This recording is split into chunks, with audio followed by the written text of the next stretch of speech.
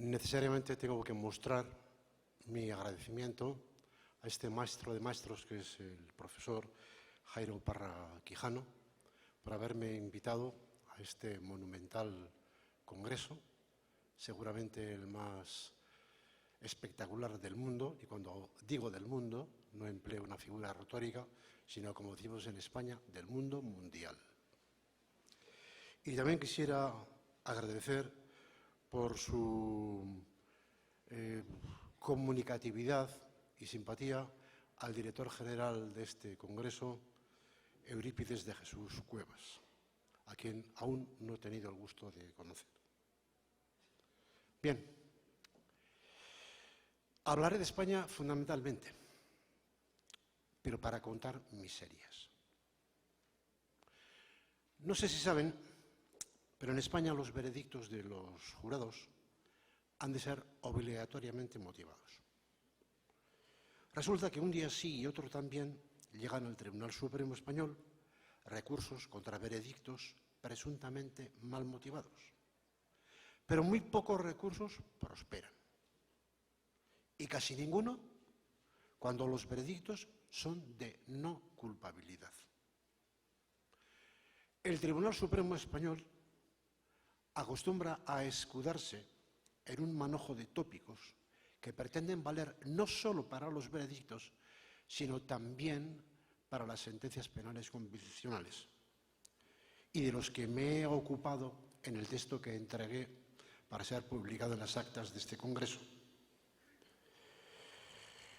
Pero detrás de tales tópicos, y de los que hoy no puedo hacerme cargo, hay algunos otros de corte más generalista, y por premura del tiempo solo a ellos atenderé ahora.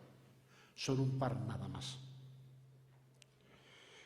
Como les decía, el Tribunal Supremo Español habitualmente rechaza los recursos que denuncian la falta de motivación de los veredictos de inculpabilidad, recordando que la propia ley solo prescribe una motivación sucinta del veredicto, pero dejando en la más radical indeterminación el alcance del adjetivo sucinta, lo que no parece nada razonable.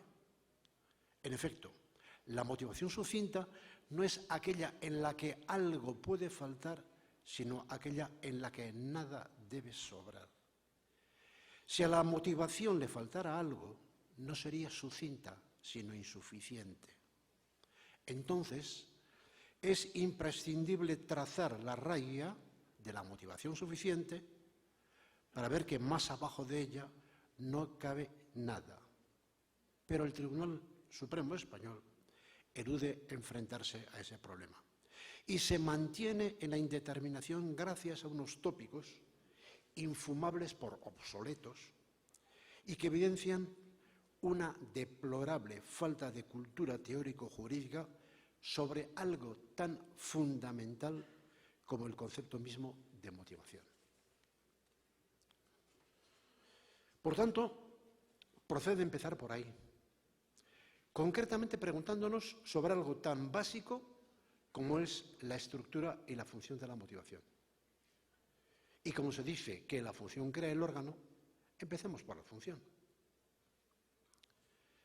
En lo tocante a la función hay, como bien se sabe, dos concepciones de la motivación que se disputan el protagonismo en la escena de la doctrina jurídica y de rebote también en el de la práctica jurisdiccional. La primera centra su atención en el juez, marcándose como objetivo describir el itinerario decisional recorrido por aquel. La segunda pone el foco sobre la decisión en sí misma, con el objeto de argumentar por qué esa y no otra es la correcta. Sin entrar ahora en honduras ni en detalles, la teoría moderna asume que la motivación no está para que el juez explique por qué ha tomado él esa decisión, sino para que justifique por qué es justa la decisión que él ha tomado. O sea, la motivación no tiene por objetivo exteriorizar ante los destinatarios de la sentencia los personales motivos del decisor, sino la de obligar al juez a justificar ante aquellos la decisión adoptada con razones válidas para la generalidad de los ciudadanos. Nadie impide, claro está, que los motivos para decidir funcionen luego como razones para justificar la decisión, pero tal coincidencia, exista o no, resulta irrelevante. En lo concerniente a la estructura, la doctrina tradicional rara vez hace hincapié en una doble circunstancia que, sin embargo, es insoslayable. La primera es que la sentencia, en tanto que documento, tiene dos partes. Consta de una parte dispositiva o decisión y de una motivación. Y segunda, que la sentencia se emite tras la finalización del juicio y, por tanto, no constituye un mundo autorreferencial desgajado de lo acontecido en la vista oral. De ahí se sigue que la motivación tenga igualmente una doble vertiente. La primera ad intra de la sentencia, destinada a justificar por qué la decisión es correcta, y la segunda ad extra de la sentencia, para asegurar que ésta, la sentencia, se corresponde con lo sucedido en la vista oral. De lo cual cómodamente se infiere entonces que la estructura de la motivación judicial contenga dos contenidos. Uno informativo, indicando todos los elementos producidos durante el proceso y que son relevantes para la decisión, y otro netamente argumentativo, orientado a su función justificadora. Por si algo ilustrara la imagen de un sándwich, añadiré que las relaciones de la motivación con por arriba la decisión y con por abajo el juicio no debe inducirnos a olvidar que la motivación ha de tener en sí misma una consistencia nutritiva de naturaleza lógica. Si no la tuviere, se desmoronaría en cuanto trama discursiva racional. Dicho esto, habríamos identificado entonces las tres referencias clave para ejercitar un control sobre la suficiencia de la motivación. A, el de su relación con las decisiones adoptadas. B, el de su relación con los datos que proporciona el juicio. Y C, el de su relación consigo misma, si así cupiera hablar. Pues bien, en una de tantas sentencias, estoy refiriéndome a una del año pasado, el Tribunal Supremo Español subrayaba la imposibilidad real de reflejar en la resolución judicial todos y cada uno de los pasos e ingredientes del proceso valorativo. Pero es que la motivación no consiste en eso. No tiene como objetivo exteriorizar el proceso valorativo. Motivar, lo reitero, no significa describir un proceso decisional, sino justificar una decisión.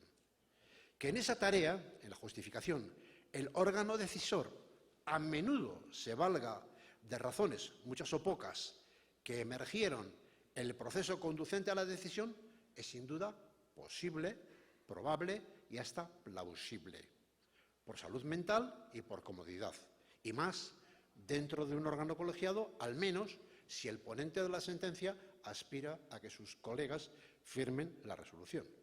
Pero no es ni necesario ni verificable. Que no es necesario que las razones justificativas se correspondan con las razones surgidas en el proceso valorativo, se ve de inmediato a poco que se examine el cuadro de las patologías o vicios que pueden aquejar a la motivación.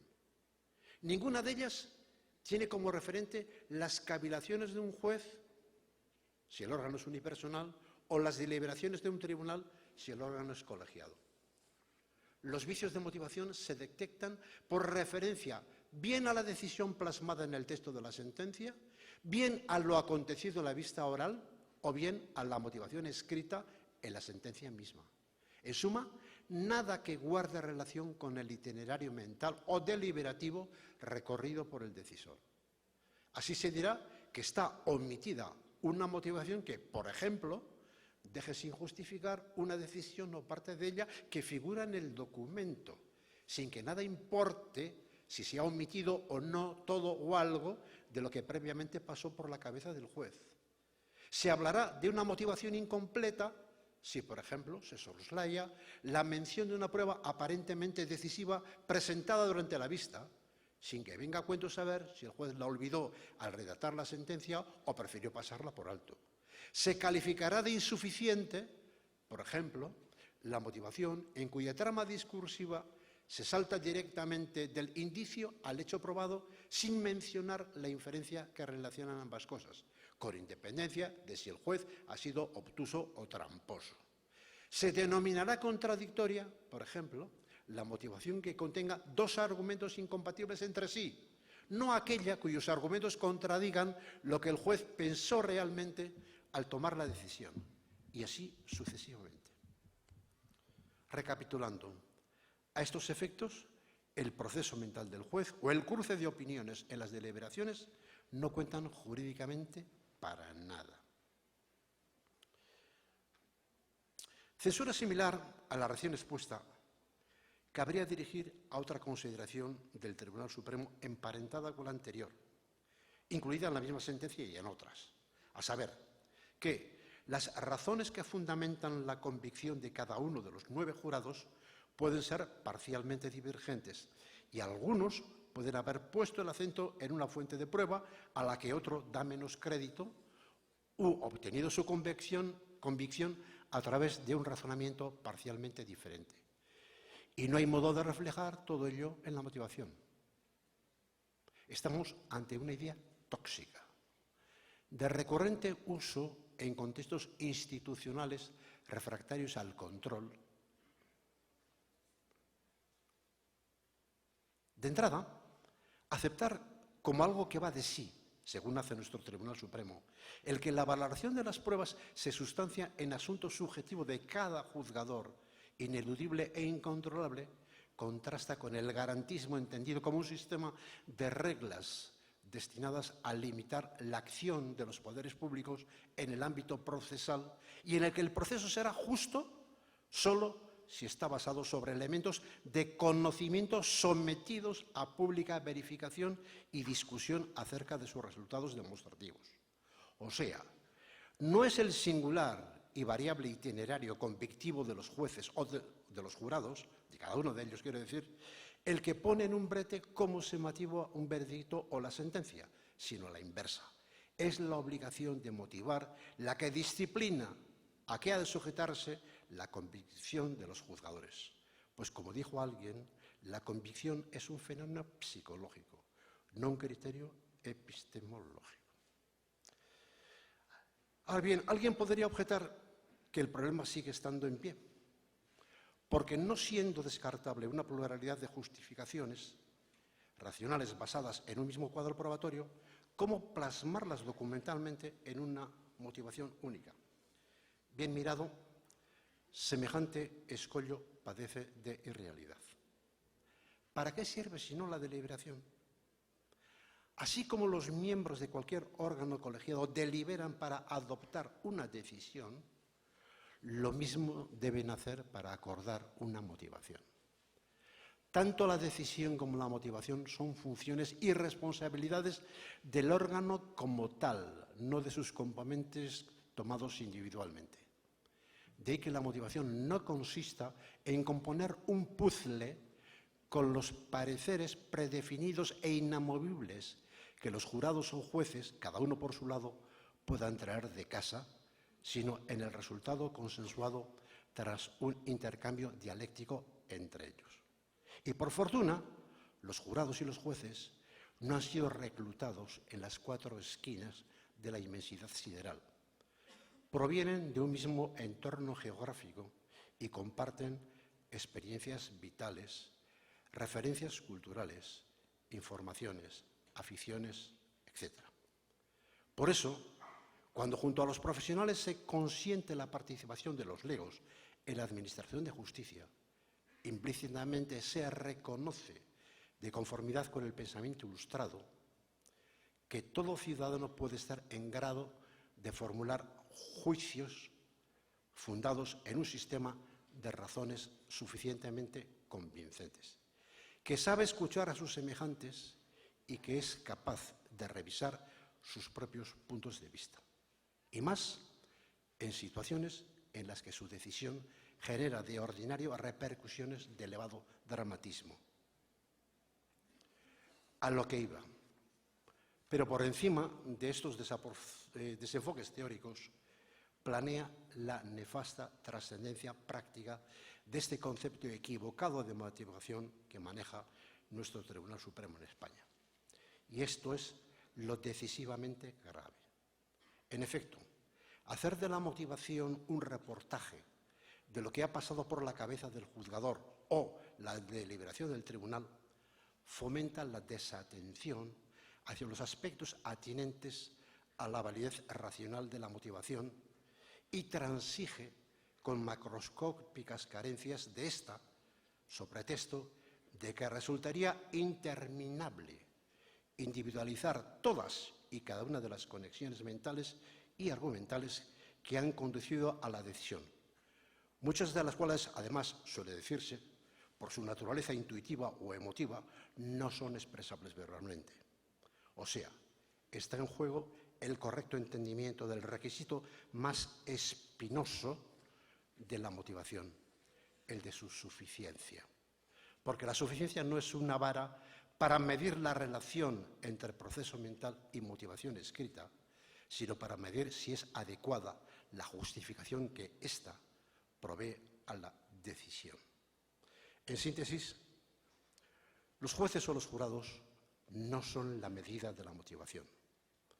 Por eso, a los justiciables y a los ciudadanos en general, en cuanto a depositarios que somos de la soberanía nacional, no nos interesa nada saber por qué jurados y jueces están o no convencidos.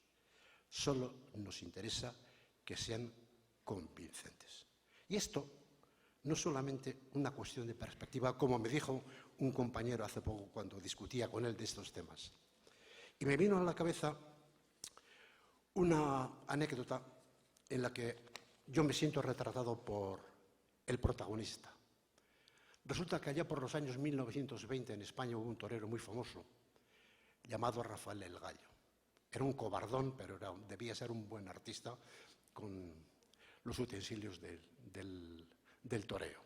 Y cierto día tuvo que lidiar dos toros en la plaza de La Coruña, que dista de su Sevilla natal más de 1000 kilómetros de distancia. Tuvo una tarde desafortunadísima. La corrida concluyó con una pitada monumental, abucheos, insultos y todo lo que ustedes quieran imaginar. Regresados al hotel, ya finalizada la tarde, casi al anochecer, Rafael el Gallo dijo a los de su cuadrilla: «Hala, preparad las maletas que nos vamos esta misma noche a Sevilla». Y esto el jefe de estoques le opuso una breve objeción. Le dijo: «Pero maestro, ¿por qué no esperamos a mañana? A Sevilla esta misma noche, si Sevilla está lejos». Y entonces Rafael el Gallo respondió: «Sevilla está donde tiene que estar. Lo que está lejos es esto». Gracias.